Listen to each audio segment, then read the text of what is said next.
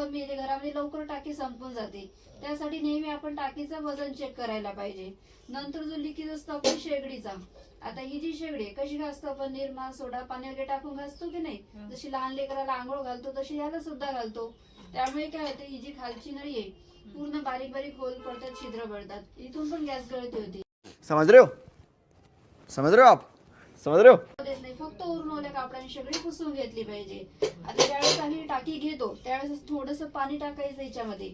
याच्यात जर एक सेकंद 10-12 बुडबुडे आले, बबल्स आले तर समजायचं आपली टाकी लिकेज आहे. आणि लिकेज टाकी घरामध्ये अजिबात घ्यायची नाही, कारण टाकीचं प्रेशर भरपूर मोठं असते. एवढ्या प्रेशरने घरामध्ये कधी गॅस गळती होऊ शकते. त्यासाठी महत्वाचं आपलं लिकेज चेक करायचं. बघा टाकीचं प्रेशर किती असते.